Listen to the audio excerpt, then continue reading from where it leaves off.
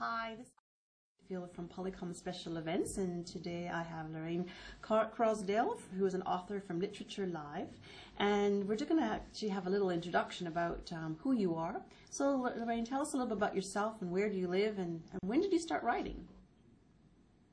I live in Sydney, Australia, and I started writing probably as a child. I always had ideas for stories, and more than anything, I think I was just a prolific reader and decided one day that maybe I could make up my own characters and my own stories. So I started writing stories, but it took me a long time before I actually sent anything to a publisher, and then I managed to get published. I started writing all sorts of different activities and ideas books. So I did board game books, I did play school party book, I did activity books based on ABC characters like Bananas in Pyjamas and Blinky Bill and Thomas the Tank Engine. So I had a lot of fun working with those different characters, of you know, what they could do and what the possibilities were, and also working with really visual material, which is something that I've always really enjoyed. And from there I started writing novels, and I've written about, I don't know, 6 or 7 novels now, and I've also done a few shorter books for younger children, and I've just finished a new book called I, Harry, which has come out as an Aussie Chomp in the Penguin Aussie Chomp series. That's great. And for what ages are your books mainly suited to? Most of the stuff that I write tends to be around either Year 5 and 6 in primary school and 7 and 8 in high school.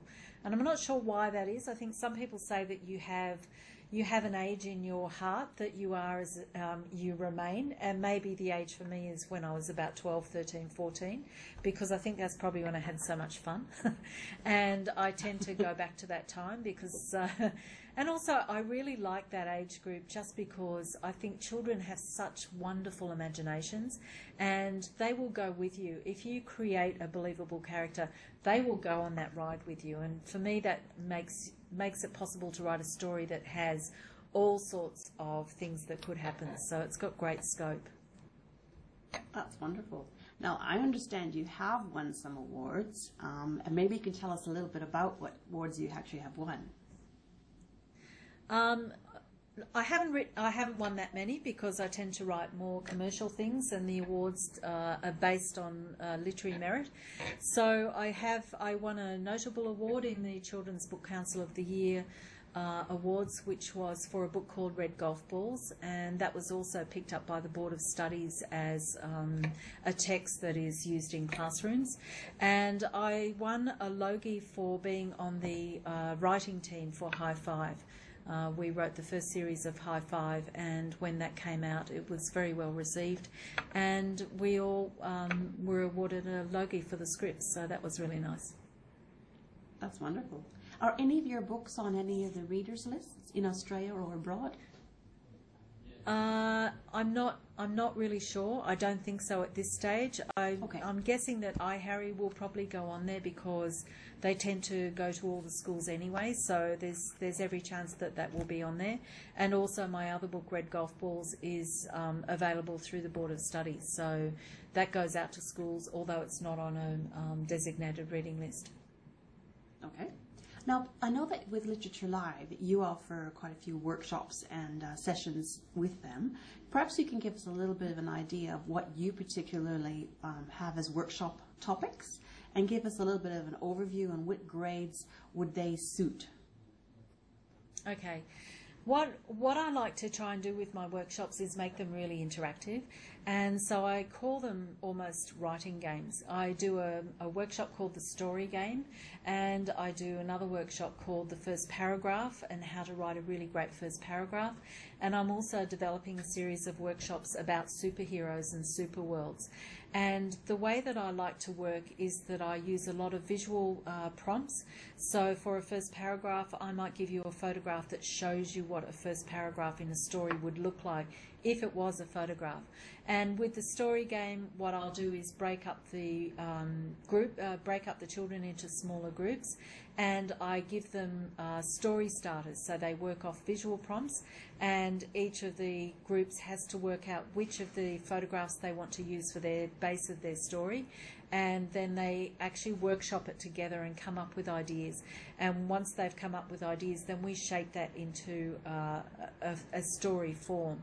And so it's a great way of engaging kids in ideas and imagination and allowing them to play and develop those ideas without necessarily having to put words on paper, because they can go and do that later on. But what I want them to do is interact with each other and really develop those ideas and see where that idea can take them, just so that they have the experience of writing being a little bit more social, and also a fantastic way for students who have English as a second language to have equal input into a story and not be disadvantaged by trying to get text on a page.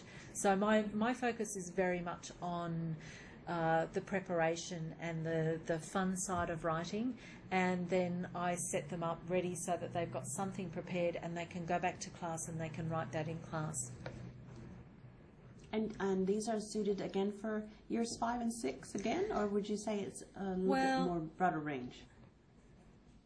Well, no, I've actually done these workshops with children from year 3 and 4 would be the younger, definitely the youngest age group, but 5 and 6 is ideal.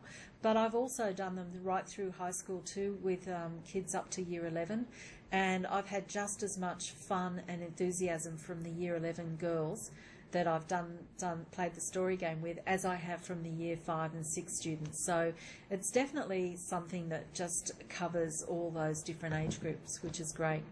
That's great. That's good. Are you working on any new books? And what ages would they be suited towards?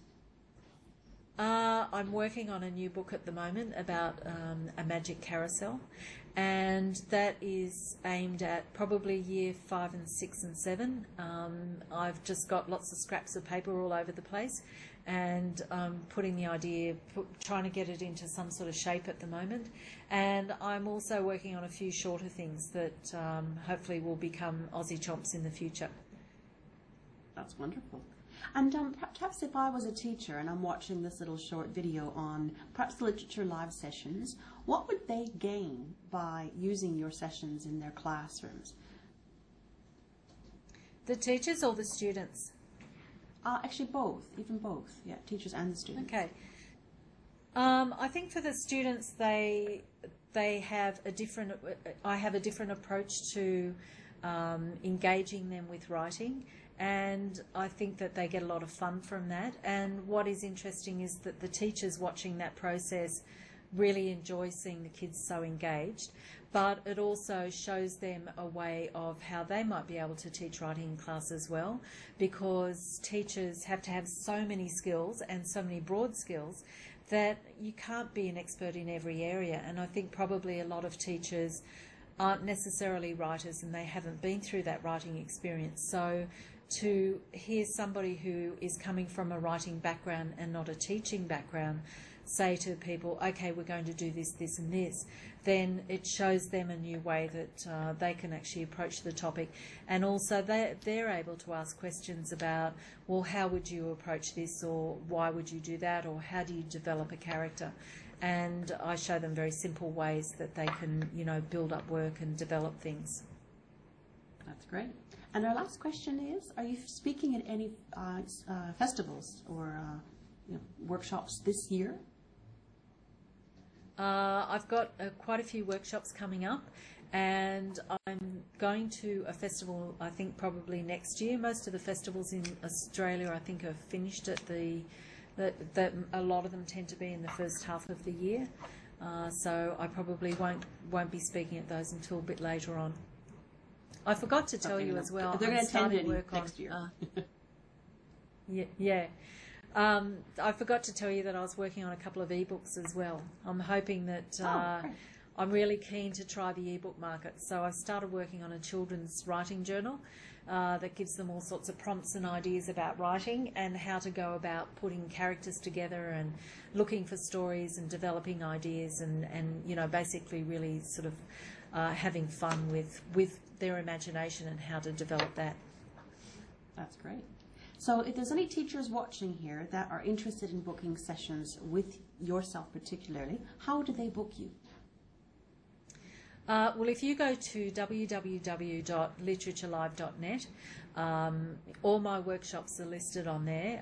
There are 5 of us in Literature Live. We have 4 writers and 1 illustrator, and everybody offers different subjects, and we all have a different approach. So might be that if you don't want to take the writing game approach, you're interested in the NAPLAN curriculum for Australian schools, then there are workshops that cater to that. We have a wonderful illustrator who does some fantastic workshops on creating picture books and storyboards, and her workshops are all based around those. So we have a really wide range of material, and it's all listed on our website, and we also have a booking facility on the website.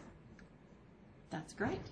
Well, thank you so much for your time today. And teachers, if you have any further questions and you can't get a hold of Laurine, then give me a call, Lynnette Whitfield at polycom.com, and I will help you and send you any emails over to the team. But thank you very much for your time, and we will hang this up now. Thank you.